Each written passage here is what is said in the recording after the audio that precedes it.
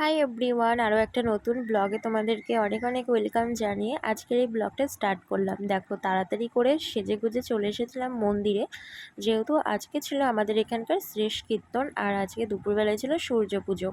আর এই পুজোটা কিন্তু আমার মা প্রত্যেক বছরই করে থাকে। আর এদিকে দেখো কত লোক হয়েছে, আর প্রত্যেক বছর কিন্তু এরকমই ভিড় হয় এই সূর্য পূজা দেখার জন্য। তো দেখো, এটা কিন্তু শেষ মুহূর্তে। তো এসে সেভাবে আর ভিডিও করিনি, কারণ এই কীর্তনটা 3 ঘন্টা ধরে চলে থাকে। 3 ঘন্টায় আমি কি বলবো আর কি করব, সেই কারণে আর তোমাদের সাথে শেয়ার করিনি। তো এই শেষটুকুই তোমাদের সাথে শেয়ার করছি। তো দেখো, সূর্য পূজা যারা যারা করেছে তাদেরকে কিন্তু আসরে ডেকে নেওয়া হয়েছে। এখানে কিন্তু সবাই মিলে এখন নাচছে, কারণ এখানে এরকম কিছু একটা আছে হয়তো পালা কীর্তনের মধ্যে। তো দেখো, এখানে একজন বুড়ি সেজেছে, ওই জুটিলা কুটিলা এরকমই কিছু একটা সেজেছে, আমার এই মুহূর্তে মনে পড়ছে না।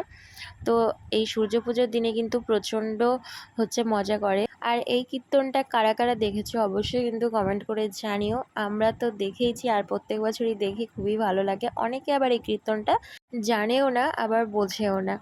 তো দেখো, এরপরে কিন্তু ডালা রেখে দিয়েছে। আর এই যে দেখো, আমার মা লাল সাদার শাড়ি পরে আছে। তো এখন সবাই নাচ করছিল।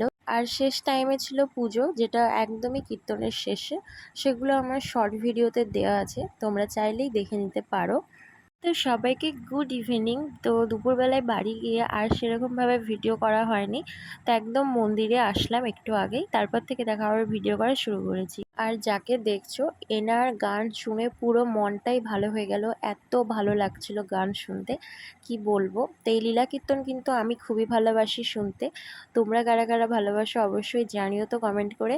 তো তারপরে দেখো, আমরা চলে এসেছিলাম ঘুগনি খেতে। আর এখানে কিন্তু ছিল আমার মা, আমার বান্ধবী, আর ছিল আমার বান্ধবীর মা। এখানে আমার বান্ধবী খাচ্ছিল আইসক্রিম, আর আমি আর মা খাচ্ছিলাম ঘুগনি। তো তারপরে দেখো, আমার বান্ধবী আমাকে খাওয়াতে নিয়ে এসেছিলো ফুচকা। আর তোমাদের সাথে তো এখানে শেয়ারই করিনি, আমাদের এখানে কিন্তু একটু মেলাও বসেছে।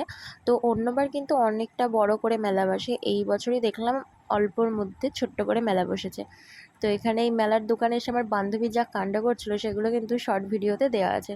এরপরে বসেছিল একটা এই ঠাকুরের পিকচারের দোকান।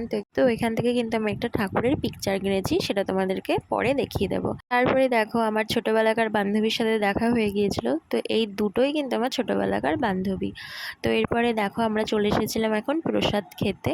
তো এখানে কীর্তন চলাকালীন কিন্তু রোজই প্রসাদ খাওয়ানো হয়। তো চলো, আজকের মতো ভিডিওটা আমি এখানেই শেষ করি। আর তোমাদের কেমন লাগলো অবশ্যই কমেন্ট করে জানিও। সবাইকে Radhe Radhe, bye, good night.